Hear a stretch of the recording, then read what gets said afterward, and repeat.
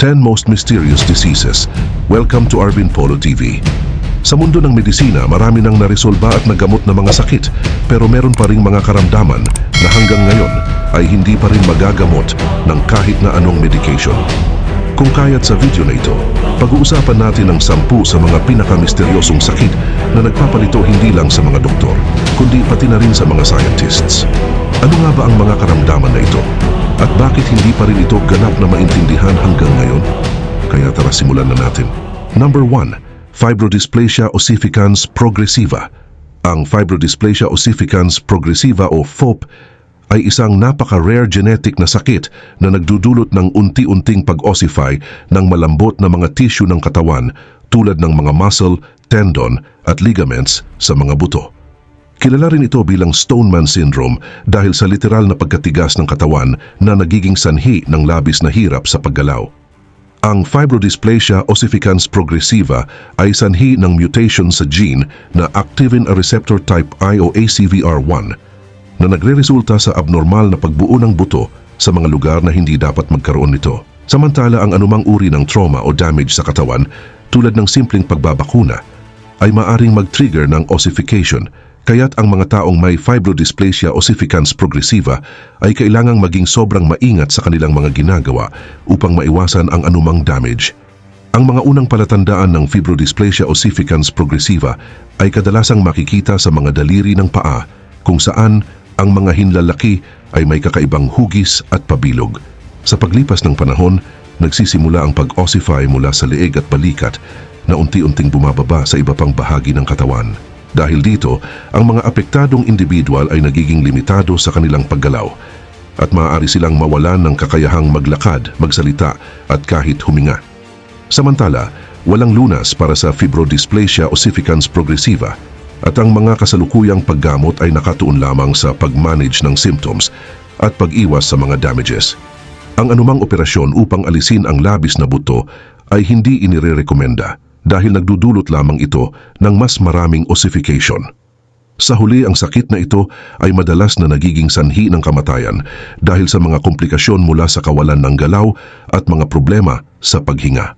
Gayunpaman, ang Fibrodysplasia ossificans progressiva ay isang napakabigat na pasanin hindi lamang sa mga pasyente, kundi pati na rin sa kanilang mga pamilya na patuloy na umaasa na balang araw ay matutuklasan ang gamot sa kakaibang sakit na ito.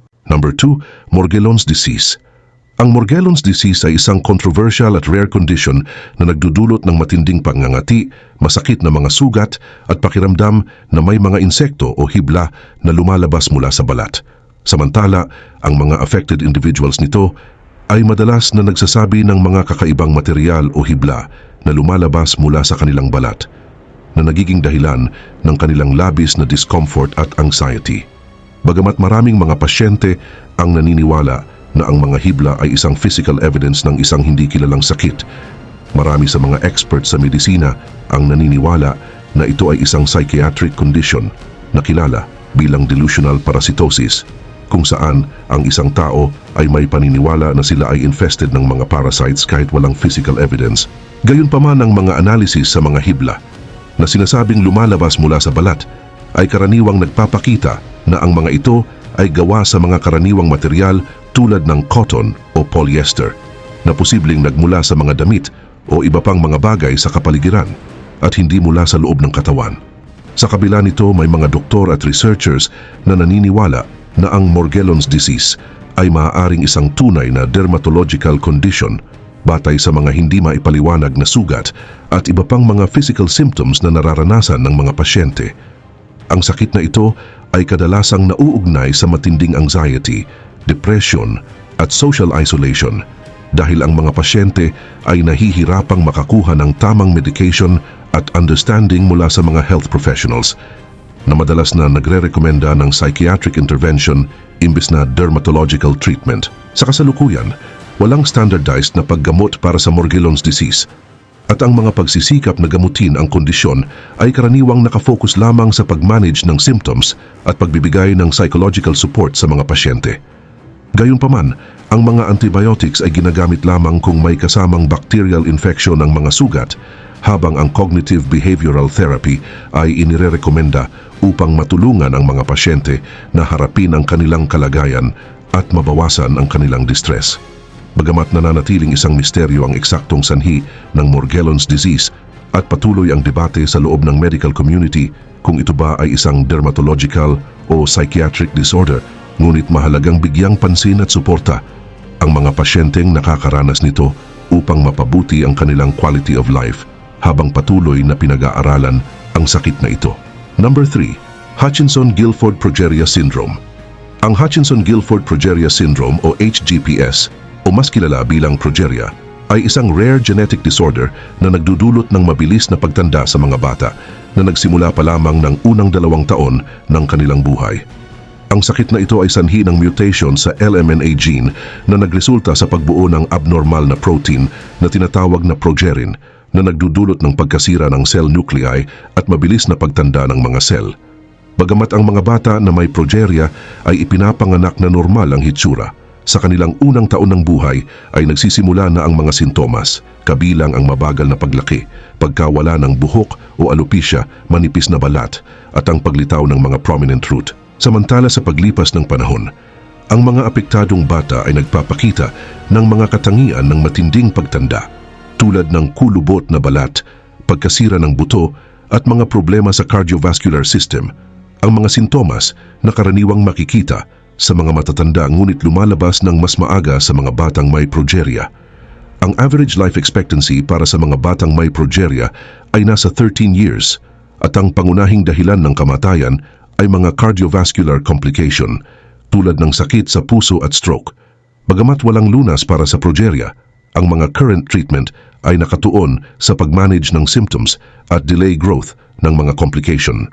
Ang mga bagong gamot tulad ng lonafarnib ay nagpapakita ng positive effects sa pagpapabagal ng mga sintomas, ngunit hindi nito ganap na mapipigilan ang sakit. Sa kabila ng pagiging rare ng progeria na tinatayang nagaganap lamang sa isa sa bawat 20 million na mga bata sa buong mundo, ito ay may malaking kontribusyon sa sciences, partikular sa pag-unawa ng process ng pagtanda at sa cardiovascular diseases. Ang patuloy na pananaliksik sa progeria ay nagbibigay ng mahahalagang impormasyon na maaaring magamit hindi lamang sa pagtulong sa mga batang may progeria, kundi pati na rin sa mga normal na proseso ng pagtanda. Habang ang mga pamilya ng mga batang may progeria ay humaharap sa napakaraming emotional at physical challenges, patuloy na nagtutulungan ang mga mananaliksik at advocates upang makahanap ng mga solusyon at suporta para sa mga apektadong individual at kanilang mga pamilya. Number 4. Foreign Accent Syndrome. Ang Foreign Accent Syndrome o FAS ay isang rare neurological disorder na nagdudulot sa isang tao na bigla ang pagsalita na may foreign accent na hindi nila dati ginagamit o kahit kailanman natutunan. Karaniwan itong nangyayari pagkatapos ng brain damage tulad ng stroke, traumatic brain injury o bilang resulta ng mga neurological conditions tulad ng multiple sclerosis at migraines. Ang mga pagbabago sa pagsasalita na nauugnay sa Foreign Accent Syndrome ay hindi sinasadyang paggaya sa isang tiyak na foreign accent. Sa halip, ito ay bunga ng mga pagbabago sa motor control ng pagsasalita na nagre-resulta sa iba't ibang intonation, rhythm at pronunciation ng mga salita na tila nagpapahiwatig ng foreign accent. Samantala, ang mga kilalang accent na lumilitaw sa mga kaso ng Foreign Accent Syndrome ay British, French, German at Australian at ibang pang foreign accent na maaaring makita depende sa case ng individual. Gayunpaman, ang kondisyon na ito ay unang na-document noong 1907 ni Pierre Marie, isang French neurologist, sa isang babaeng French na nagsimulang magsalita na may Alsatian dialect accent pagkatapos ng stroke. Simula noon, kakaunti lamang ang mga kaso na naitala na may mas kaunti sa 100 documented case sa buong mundo na ginagawang isang rare condition ang Foreign Accent Syndrome. Samantala, ang exact mechanism kung paano nangyayari ang Foreign Accent Syndrome ay hindi pa ganap na nauunawaan, ngunit pinaniniwalaan na ang dahilan nito ay ang damage sa Broca's area na part ng brain na kung saan kinokontrol ang production ng pagsasalita. Kung kaya't ang mga affected individuals ay maaring makaranas ng mga pagbabago sa kanilang pagsasalita na maaring maging permanente o pansamantala depende sa severeness ng damage. Bagamat may mga pag-aaral na nagsasuggest na ang Foreign Accent Syndrome ay maaari ring related sa psychological conditions tulad ng schizophrenia dahil ang karamihan ng kaso na ito ay nauugnay sa mga physical damages sa utak. Samantala, ang paggamot sa foreign accent syndrome ay kadalasang binubuo ng speech therapy na may layuning tulungan ang mga pasyente na bumalik sa kanilang original accent o matutunan ang mas komportabling paraan ng pagsasalita. Gayunpaman, sa ilang mga kaso, ang pagbabago sa accent ay maaaring maging permanente na nagiging dahilan ng malalim na effect sa personal identity ng isang tao at sa kanilang pakikipag-socialize. Number 5. Alice in Wonderland Syndrome. Ang Alice in Wonderland Syndrome o AIWS o TOD syndrome ay isang rare neurological disorder na nagdudulot ng kakaibang distortion sa perception ng isang tao na parang sila ay nasa isang mundo na katulad ng kay Alice sa novel na Alice's Adventures in Wonderland ni Lewis Carroll. Ang mga affected individual ay nakakaranas ng mga visual hallucinations kung saan ang mga bagay sa paligid nila o ang kanilang sariling katawan ay tila lumalaki, lumiliit o nagiging kakaibang hugis, isang kondisyon na kilala bilang micropsia at macropsia. Halimbawa, ang isang tao ay maaaring makakita ng isang bagay na mas maliit kaysa sa normal o mas malaki, na tila parang sila ay nasa isang panaginip. Bukod sa visual distortions, maaari rin nilang maranasan ang pagbabago sa perception ng oras, kung saan ang oras ay tila bumabagal o bumibilis, at pati na rin sa tunog, kung saan ang mga familiar na tunog ay maaring maging mas malakas o mas mahina. Ang mga episode ng Alice in Wonderland Syndrome ay maaaring magtagal ng ilang minuto hanggang sa ilang oras at madalas na nagiging dahilan ng matinding anxiety, lalo na sa mga bata na mas karaniwan itong nararanasan. Bagamat ang eksaktong dahilan ng Alice in Wonderland Syndrome ay hindi pa ganap na nauunawaan, ngunit madalas naman ito nauugnay sa mga kondisyon tulad ng migraines, epileptic seizures, brain tumors at viral infections gaya ng Epstein-Barr virus. Ang abnormal na electrical activity sa mga bahagi ng utak na responsible sa visual at spatial processing ay pinaniniwala ang nagdudulot ng mga sintomas ng Alice in Wonderland Syndrome. Bagamat ito ay kadalasang nag-uumpisa sa pagkabata, ang Alice in Wonderland Syndrome ay maaari ring maranasan ng mga matatanda. At sa ilang mga cases, ang mga symptoms ay nawawala habang tumatanda ang isang tao, bagamat may mga pagkakataon na nagpapatuloy o bumabalik ang kondisyon. Dahil sa pambihirang katangian ng Alice in Wonderland Syndrome, ang mga pasyente ay madalas na nahihirapang ipaliwanag ang kanilang mga symptoms na maaaring humantong sa maling diagnosis. Gayunpaman, walang tiyak na panggamot para sa Alice in Wonderland Syndrome, ngunit ang mga experts ay usually nakafocus sa response sa mga underlying causes tulad ng panggamot sa migraines o mga infection. Sa kabila ng kakaibang sintomas na dala ng Alice in Wonderland Syndrome, ang patuloy na pag-research sa neurological conditions ay nag-aalok ng pag-asa na mas mapapalalim ang pag-unawa sa kondisyong ito at matutulungan ang mga affected individuals na mabawasan ng epekto ng kanilang mga karanasan sa kanilang pang-araw-araw na buhay. Number 6. Exploding Head Syndrome. Ang Exploding Head Syndrome o EHS ay isang rare parasomnia o sleep disorder na nagdudulot sa isang tao ng biglaang pakiramdam na parang may sumabog sa loob ng kanilang ulo habang sila ay nasa kalagitnaan ng pagtulog o papalapit na sa tulog. Ang pangunahing sintomas nito ay ang biglaang tunog na parang pagsabog, malakas na putok ng baril, bomba o malakas na pagputok ng kuryente sa loob ng ulo na tila naririnig ng individual ngunit hindi ng ibang tao. Bukod sa tunog, maaaring makaranas din ng tao ng kasabay na pag-occur ng maliwanag na ilaw o biglang panginginig ng buong katawan. Bagamat ang mga episode na ito ay kadalasang hindi nagdudulot ng physical damage, ngunit maaari naman itong magdulot ng matinding takot at anxiety, lalo na't hindi inaasahan ang pagdating ng mga ito. Dahil dito, ang Exploding Head Syndrome ay maaaring makaapekto sa quality ng pagtulog dahil ang mga taong nakakaranas nito ay maaaring matakot na muling matulog dahil sa takot na maranasan ulit ang mga sintomas. Bagamat hindi pa ganap na nauunawaan ang dahilan ng Exploding Head Syndrome, may mga theory na nagsasuggest na ito ay maaaring dahil sa hindi tamang pag-shutdown ng auditory neurons habang ang utak ay papalapit na sa yugto ng pagtulog. Imbis na tahimik na mag-off ang mga neurons na ito, maaaring bigla silang mag-discharge na nagre-resulta sa isang malakas na tunog na tila nagmumula sa loob ng ulo. Ang stress, sobrang pagod at kawalan ng sapat na tulog ay itinuturing na mga possible trigger ng exploding head syndrome, bagamat hindi malinaw kung paano eksaktong nakakaapekto ang mga factors na ito sa kondisyon. Ang exploding head syndrome ay karaniwang nagaganap sa mga nasa middle age o mas matatandang individual, ngunit maaari rin itong maranasan ng mga kabataan.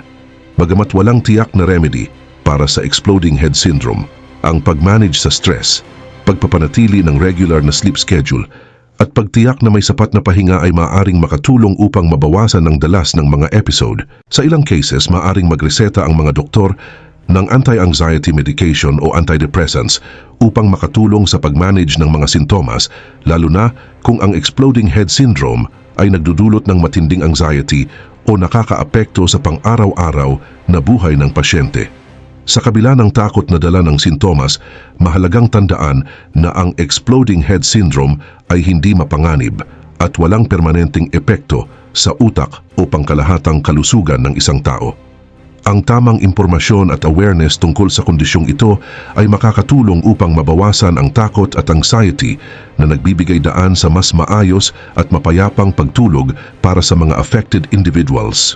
Number 7. Cotard's delusion. Ang Cotard's delusion o Cotard syndrome ay isang rare psychiatric disorder kung saan ang isang tao ay naniniwala na sila ay patay na, nawalan ng kaluluwa, laman, dugo, o minsan ang kanilang mga bahagi ng katawan ay nawawala. Ang delusyon na ito ay nagdudulot ng matinding disconnect mula sa reality at ang mga affected individuals ay madalas na naniniwala na sila ay nabubulok, wala ng laman loob o sila mismo ay hindi na nag-e-exist. Ang Cotard's delusion ay unang inilarawan noong 1880 ng French neurologist na si Jules Cotard na tinawag itong le délire de négation o negation delirium. Dahil ang mga pasyente na may ganitong kondisyon ay maaaring maniwala na hindi na nila kailangan kumain, uminom o magpahinga dahil sila ay patay na. At sa mga matinding kaso ay maaaring magresulta sa malnutrition, dehydration at iba pang serious physical complications.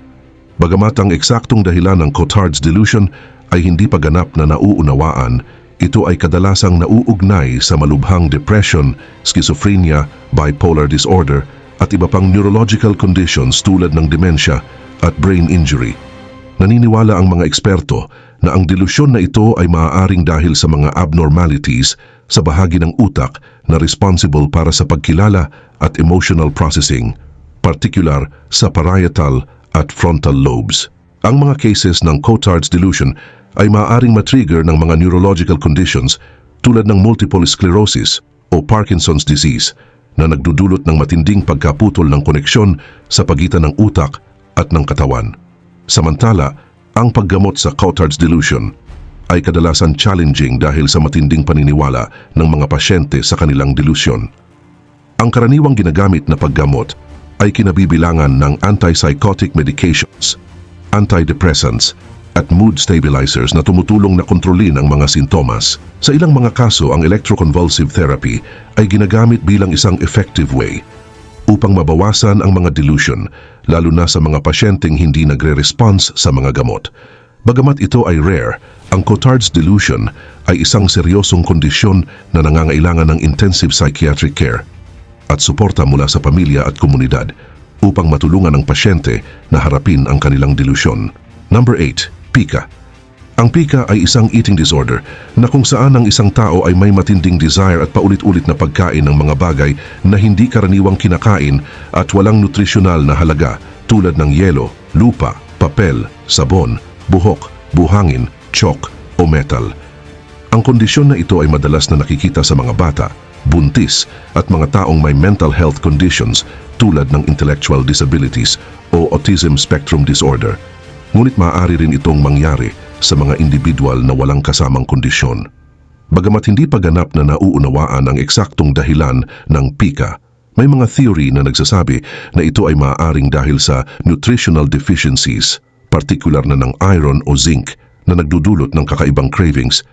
Sa ibang kaso, ang pica ay maaaring related sa emotional reasons tulad ng stress, anxiety o trauma, kung saan ang pagkain ng mga di-pagkain na bagay ay nagiging coping mechanism. Sa mga buntis, ang pica ay maaaring dulot ng hormonal changes. Subalit ang ganitong cravings ay karaniwang nawawala pagkatapos ng pagbubuntis. Gayunpaman, ang pika ay maaaring magdulot ng serious complications sa kalusugan depende sa uri ng bagay na kinakain.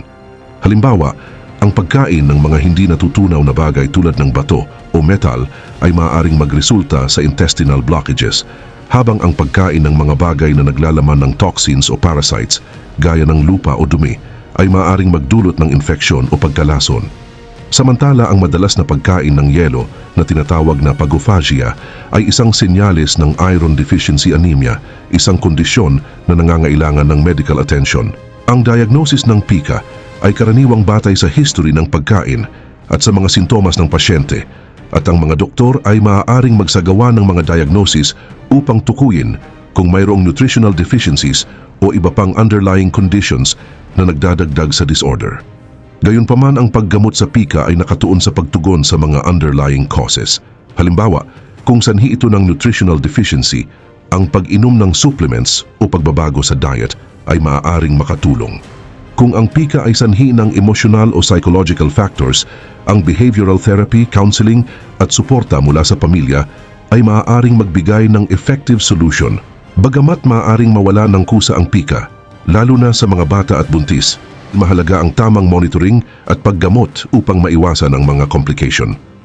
Sa mga kaso ng chronic pika, patuloy na support at therapy ang kinakailangan upang matulungan ang pasyente na magkaroon ng mas malusog na eating habits at mapagtagumpayan ang mga underlying issues. Number 9. Stendhal Syndrome. Ang Stendhal Syndrome ay isang bihirang psychosomatic disorder na nagdudulot ng matinding physical and emotional reactions kapag ang isang tao ay nakakaranas ng sobrang pagtingin sa kagandahan, partikular na sa pamamagitan ng arts or environment. Pinangalanan ito mula sa French writer na si Stendhal na unang nag-ulat ng kanyang mga symptoms noong 1817 matapos bisitahin ng Florence, Italy, kung saan nakaranas siya ng matinding palpitation ng puso, pagkahilo, at halos mawala ng malay dahil sa sobrang fascination sa mga obra maestra ni Giotto at Michelangelo sa Basilica di Santa Croce. Ang mga symptoms ng Stendhal Syndrome ay maaaring mag-iba mula sa mabilis na tibok ng puso, pagkahilo, pagkalito at panic attack hanggang sa pagkahina at hallucinations. Ang mga symptoms na ito ay kadalasang triggered ng labis na exposure sa mga magagandang likhang sining o kamanghamanghang lugar, lalo na kung ang isang tao ay nakakaranas ng napakaraming kagandahan sa loob ng maikling panahon. Sa Florence, isang lungsod na puno ng sikat na mga art masterpieces, ang mga turista ay kilalang mas malamang na maranasan ng syndrome na ito dahil sa sensory overload. Bagamat hindi pa ganap na nauunawaan ang eksaktong dahilan ng Stendhal Syndrome, naniniwala ang mga eksperto na ito ay isang reaksyon ng utak sa labis na sensory stimuli, kung saan ang emosyonal at visual na impression ay sobrang lakas na nagiging sanhi ng pisikal na reaksyon ng katawan. Ang kondisyon na ito ay karaniwang mas nararanasan ng mga individual na may mataas na antas ng sensitivity o predisposition sa anxiety at stress. At bagamat hindi ito itinuturing na isang chronic condition, ang mga sintomas nito ay maaaring makagambala sa karanasan ng isang tao. Ang paggamot sa Stendhal Syndrome ay kadalasang supportive, kung saan ang individual ay tinutulungan na lumayo sa stimulus, magpahinga, at huminga ng malalim upang ma-relief ang mga sintomas. Sa mga bihirang pagkakataon na ang mga symptoms ay severe o tumatagal ng mas matagal, maaaring kailanganin ng psychiatric intervention upang ma-identify kung may iba pang underlying mental health condition. Bagamat rare at madalas na napagkakamalan bilang overreaction, ang Stendhal Syndrome ay isang tunay na kondisyon na nagpapakita ng malalim na epekto ng sining at kagandahan sa pisik ng tao. Ang awareness at tamang pangangalaga ay mahalaga upang matulungan ang mga taong may Stendhal Syndrome na makayanan ang kanilang karanasan at mapanatili ang kasiyahan sa kagandahang nagdulot ng kanilang reaksyon nang hindi naaapektuhan ang kanilang kalusugan o kapakanan. Number 10. Trigeminal neuralgia. Ang trigeminal neuralgia ay isang napakasakit na chronic pain condition na nakakaapekto sa trigeminal nerve, ang pangunahing nerve na responsable sa pagbibigay ng sensation mula sa mukha patungo sa utak. Kilala rin bilang tic douloureux, ang kondisyon na ito ay itinuturing na isa sa pinakamasakit na nararanasan ng tao dahil nagdudulot ito ng biglaang matinding sakit na parang may kuryenteng tumatama sa isang bahagi ng mukha. Ang trigeminal nerve ay may 3 branch na nagbibigay ng sensasyon sa noo, pisngi, panga at bibig, at kapag ito ay naapektuhan ng trigeminal neuralgia, ang sakit ay maaaring matrigger ng simpleng activity tulad ng pagkain, pagsasalita, pagngiti o kahit paghinga ng hangin. Ang sakit na ito ay karaniwang dahilan ng compression ng nerve, kadalasang dahil sa isang blood vessels na nagpapump sa nerve, na nagdudulot ng pagkasira ng myelin sheath, ang covering ng nerve. Kapag ang myelin ay nasira, ang nerve ay nagiging sobrang sensitive at kahit ang pinakamaliit na stimulus ay maaring magdulot ng matinding sakit.